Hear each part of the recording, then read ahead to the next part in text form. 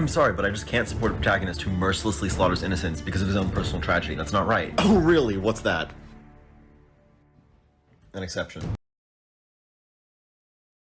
It's a good group of boys. We're all gonna die together out here. You shouldn't have come here. Girl, don't do it. It's not worth it. Already did it.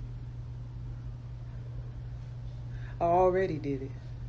He has no rules, no boundaries. He doesn't flinch at torture, human trafficking, or genocide. He's not loyal to a flag or a country or any... I think I have the self-control to, like, avoid it. You think that you have self-control? Interesting developments down here in the studio. We're finding out new things about ourselves that aren't even true. Excuse me. That man in the corner. Who is he? He's one of them rangers. Dangerous folk they are while in the wilds. What his right name is, I've never heard, but round here, he's known as Strider. Strider. Better got a half feet Cheeto. Filling with the venom and eliminate him. Other words, I'm intimate him. I don't want to hurt him, but I did him in a finish. I'm murdering again. Nobody will evade him. Kill him. Dump the fucking bodies in like obliterating everything. Fine! What's 17 more years? I can always start again. Make another kid.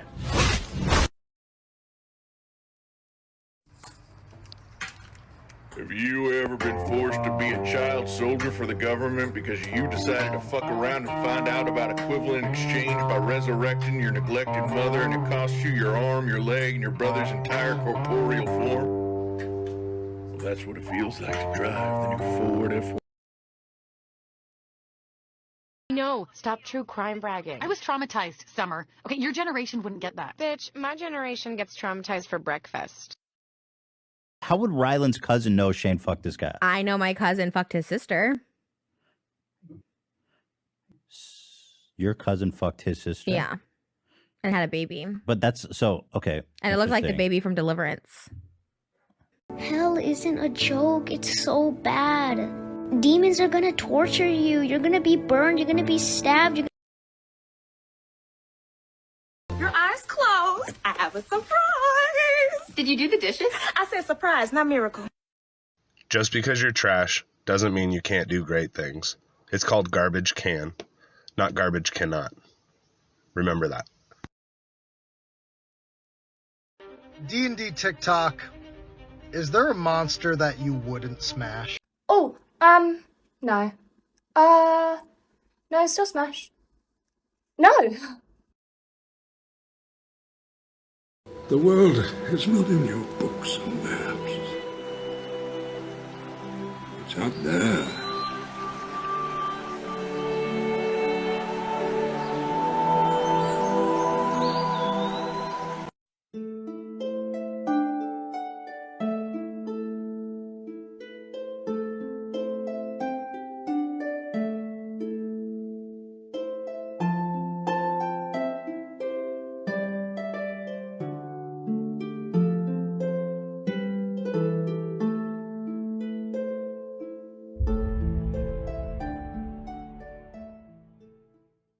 Welcome to Quincy's Tavern, my friend. Master Weasley. Master Weasley, welcome back to Quincy's Tavern. What can I do for you two? A trade? I'm always willing to trade. What do you have? Chocolate frog. Every flavor beans. Half eaten. What else? Oh. A bottle of Felix Felicis. That'll do. Knowing your two tenacities for, mischief, I have just the thing for you. Alright, this is the Marauders map. I came about it through some other trade. I think you two could get quite a good use out of it. Don't tell anyone where you got it from though. Say you swiped it from Filch's office or something. Now, 2 butterbeers, I assume? Right away.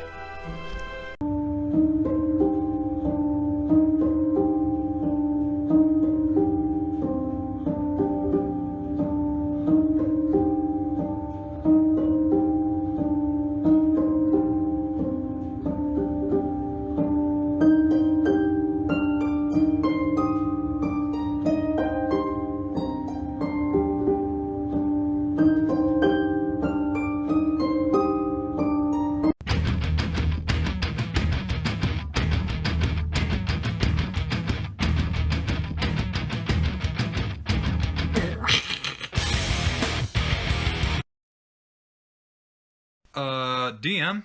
Yeah, what's up, Bard? Can I use blindness on the dragon? Yeah, sure, that'd be okay. I just need to roll. Wait, hold up. What? You're not gonna waste your turn and try to roll and seduce the dragon? No, that's so stupid. I gotta use my turn to help out the party. We're nearly dead over here. Bard, you okay? Hey, DM, do I get sneak attack on the dragon here? Yeah, that should be okay. Alright, wait, hold up. You're not gonna try and steal the party stuff while they're distracted with the dragon? No, why would I do that? That'd be a stupid thing to do, and plus, it'd destroy the trust of my friends. We gotta deal with this dragon! Am I drunk? So if I add my hunter's mark, that's gonna be 107 piercing damage. Wait, hold up. What class are you again? Ranger. Yeah, it turns out they're pretty useful. Especially this Beastmaster class. It's pretty fun. Did I take acid on accident? Hey, DM, is it okay if I write a character that doesn't have a tragic backstory for your campaign? What the f- ah! Oh, thank God, it's a nightmare.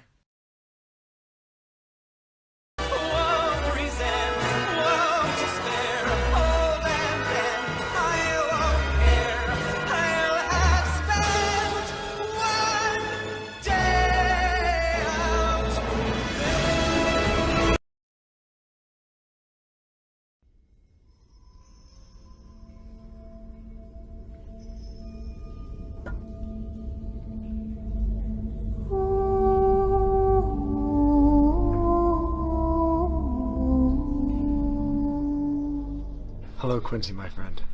Shall I get your usual? Of course.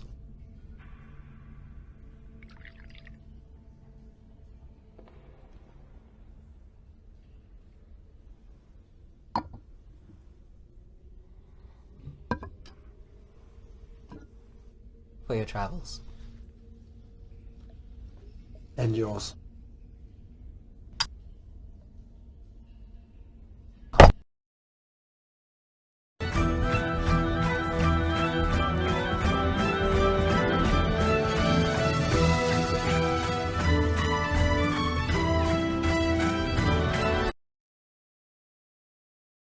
Give your players the Scythe of Ungodly Vengeance. This would be the ideal item for Curse of Strahd or any other Gothic setting. The Scythe of Ungodly Vengeance once belonged to a farmer who, along with his family, was slain by hags. These monstrous witches then enchanted the tool with strange power and carved occult symbols on the blade. When a player wielding this weapon takes damage, they can use a reaction to place a Mark of Vengeance on the attacker. Now, every time the marked creature does damage to the player gets to add an extra 1d4 to their attacks against the creature. The more the marked creature attacks, the more dangerous the player's vengeance becomes. There is a downside though. When a marked creature is slain, the player must make a wisdom saving throw. On a fail, the spirits of all those previously slain by the blade will appear before the player, distracting them and giving them disadvantage on attack rolls and saving throws for a short period of time. For more details on this item, head over to my Instagram.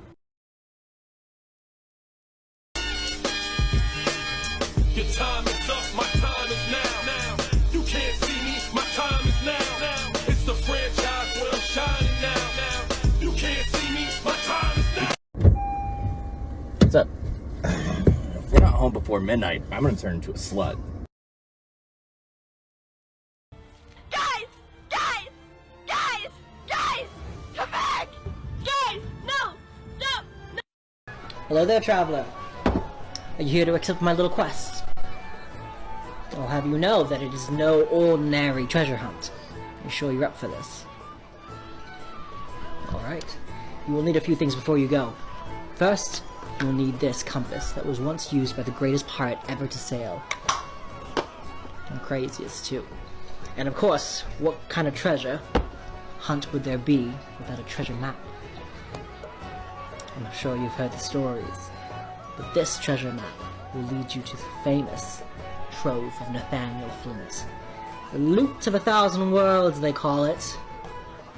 But let's see if it's a reality, huh?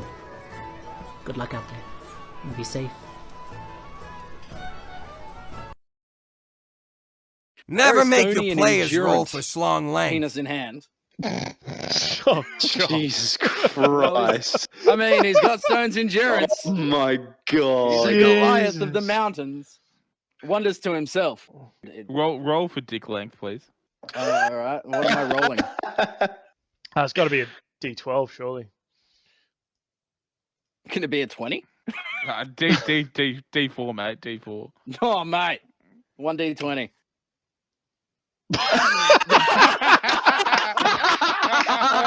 So he's holding his pebble of a cock. Hello, adventurer. I was told you wanted to join a faction, and you wanted to learn specifically more about the Kitsune Conclave. Very well.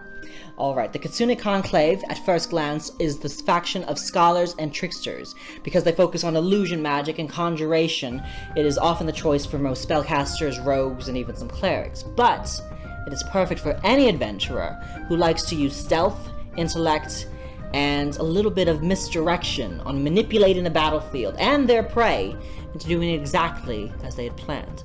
Their faction stone, as every faction has a stone, is the Moonstone, because it is known to enhance one's psychic abilities as well as provide clarity and quick decision-making. The Moonstone also enhances one's intuition, stimulates creativity, and is known to calm fears. If you think that the Kitsune Conclave is the perfect choice for you, I'd suggest taking this stone and its rune. I hate him. Yeah, what color are his eyes? They're like storm clouds over the sea. Yeah? Shut up.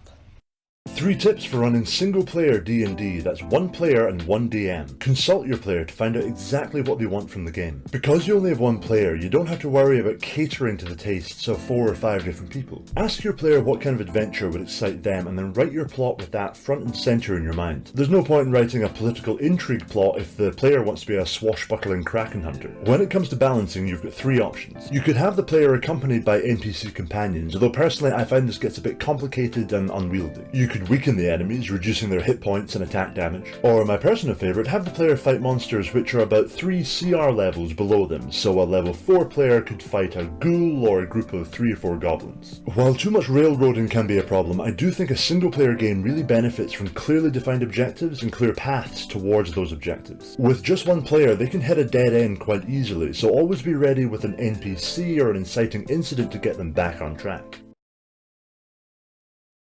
Hey Finn, was wondering if you'd continue our little lesson in hand-to-hand combat. I'm sorry. I just don't have the heart to. But why? Why would a ship captain refuse to sail across an ocean of pudding? Because he doesn't like desserts? Because progress would be so abysmally slow that even if it were possible, it's really not worth the effort. Oh, is that how you feel about training me? Tell me true. Honestly, you wave your arms around as if you grew them yesterday. Your fighting style is reminiscent of a time I saw a child get attacked by a goose, and it looks like you took the worst part of each of their techniques into your own. You were flailing around so badly at one point that I thought you had been picked up by an invisible giant. And that's why you held an axe over my head? Exactly. Listen, I'll do the magic, he'll be the muscle, you do the music. Yeah, sure. You're sad. Can we get you anything to cheer you up? I could go for some pudding.